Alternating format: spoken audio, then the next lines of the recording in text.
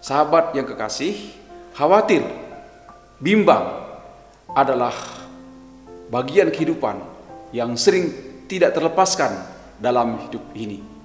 Saudara, sahabat terang hidup, pasti ada rasa khawatir. Saya pun demikian. Masing-masing kita memiliki rasa khawatir. Hari ini kita akan membaca dua ayat firman Allah yang terambil dari Filipi pasal 4 ayat 6 dan ayat 7. Firman Allah berkata demikian. Janganlah hendaknya kamu khawatir tentang apapun juga, tetapi nyatakanlah dalam segala hal keinginanmu kepada Allah dalam doa dan permohonan dengan ucapan syukur. Damai sejahtera Allah yang melampaui segala akal akan memelihara hati dan pikiranmu dalam Kristus Yesus. Tidak mungkin rasa khawatir itu hilang lenyap dari hidup kita. Yang namanya hidup, sekali lagi saya katakan, yang namanya hidup di dunia ini, rasa khawatir, cemas akan selalu ada. Tidak mungkin bebas kita dari rasa khawatir. Hanya saja satu hal adalah bahwa rasa khawatir kita tidak berlebih, tidak melewati apa yang menjadi harapan kita. Ketika rasa khawatir melewati harapan kita, nah maka itu bisa mendatangkan penyakit bagi kita.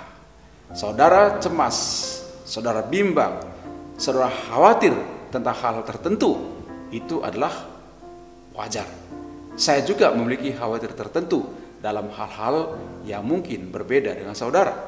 Nah, Filipi 4 ayat 6-7 ini ingatkan kita bahwa jangan hendaknya kamu khawatir tentang apapun juga, tetapi nyatakanlah keinginan kita, kerinduan kita kepada Allah.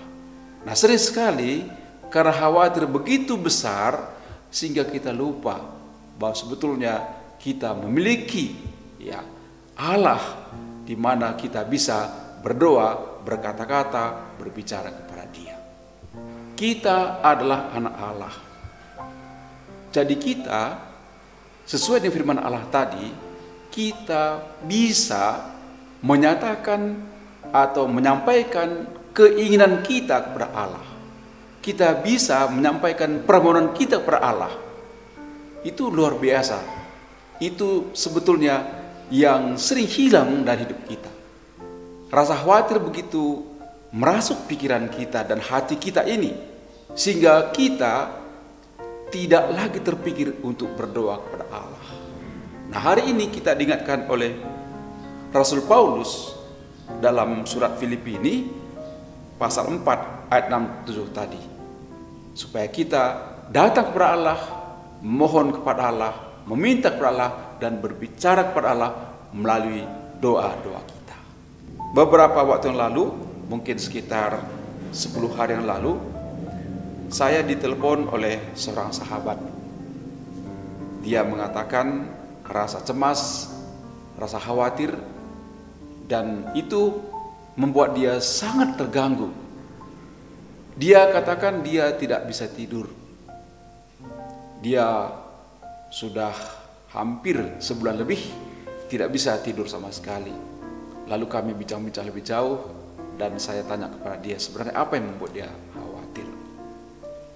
Dia berkata bahwa dia tidak bisa tidur karena dia sangat takut dengan wabah yang sedang merebak saat ini. Penyakit yang banyak ditakuti orang saat ini, yaitu disebarkan oleh virus corona. Ya, mendengar alasan dia, ketakutan dia terhadap virus yang sedang merebak saat ini, saya katakan, saya juga takut. Siapa tidak takut? Saudara tidak takut, tidak khawatir sama sekali dengan virus ini? Saya pikir, enggak lah ya, pasti semua kita khawatir, pasti semua kita takut. Kita takut kena, juga kita takut kalau kita bisa mengenai orang lain, kita takut juga barangkali keluarga kita kena, seperti itu. Lalu saya mencoba membuat sebuah, tiba-tiba saja saya terpikir begitu ya. Saya bilang begini, taruhlah misalnya kita keluar dan kita kena, kita buat satu angka. 0,5 atau setengah kemungkinan kita kena. Berarti setengah kemungkinan kita tidak kena. Baiklah. Lalu kalau mungkin dari setengah tadi kemungkinan kita kena, sekarang kenyataan kita lihat bahwa ada yang terkena itu, dan konon kabarnya, kabar baiknya, lebih banyak orang sembuh daripada yang tidak sembuh. Baiklah, kita katakanlah bahwa ada seseorang kena. Nah, berapa kemungkinan dia sembuh? Juga tidak bisa kita patok angkanya berapa. Lalu saya katakan, misalkan kena, sambil lagi angka setengah. Setengah kemungkinan sembuh, setengah kemungkinan tidak sembuh. Nah, lalu ambil lagi angka setengah kemungkinan tidak sembuh tadi. Kita orang sudah percaya, kalaupun, nah ini berandai-andai ya, tentu ini tidak memiliki ini sebetulnya kita. Kalau kemungkinan tidak sembuh, yang 0,5 tadi, ya, toh kita sudah berada dalam Allah. Kalaupun itu membuat Allah memanggil kita pulang, Dia sudah menerima kita. Jadi apa sebetulnya masalahnya? Setengah kemungkinan kena, setengah kemungkinan tidak kena. Kalaupun kena, setengah kemungkinan sembuh, setengah kemungkinan tidak sembuh. Kalau tidak sembuh, Allah sudah menantikan kita di seberang sana. Jadi apa kita khawatirkan? Mengapa kita harus tidak bisa tidur? Karena khawatir oleh wabah ini? Itu pertanyaannya. Dan angka-angka tadi menolong kami untuk menyadari bahwa kita tidak perlu khawatir, takut, ya, melebihi iman kita, melebihi harapan kita. Lalu kami berdoa saat itu, dan kami minta sungguh-sungguh Allah menguatkan kami dan terutama Dia. Beberapa waktu kemudian, setelah 5 hari, saya coba telepon kepada teman tadi, ya, saya kontak dia, menanyakan kabarnya apa. Saya juga singgung sedikit bagaimana dengan masalah tidur dia, apakah sudah bisa tidur atau masih tetap sama seperti sebelumnya. Dia katakan, puji Tuhan, dia sudah bisa sembuh, walaupun tidak full, walaupun tidak sempurna, walaupun tidak sepenuhnya. Dia sudah bisa menikmati tidur, hanya dikatakan bahwa sekali-sekali dia terbangun, dan setelah itu dia berdoa, dan dia bisa tidur pulas. Sahabat yang kekasih, Ratapan 3 ayat 21 sampai 25 kiranya menguatkan kita, di mana firman Allah berkata demikian. Tetapi hal-hal inilah yang kuperhatikan, oleh sebab itu aku akan berharap.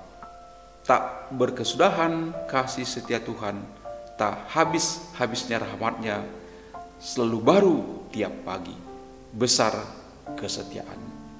Tuhan adalah bagianku, kata jiwaku. Oleh sebab itu aku berharap kepada-Nya. Tuhan adalah baik bagi orang yang berharap kepada-Nya, bagi jiwa yang mencari Dia. Saudara kekasih dalam Tuhan Yesus Kristus, mari saudara, kita terus meyakini janji Allah dalam hidup kita.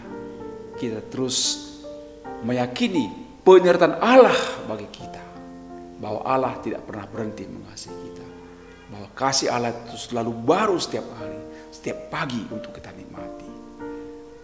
Bila ini menjadi keyakinan kita, maka kita tidak perlu cemas berlebih, kita tidak perlu merasa khawatir yang begitu dalam apapun masalah yang sedang kita hadapi.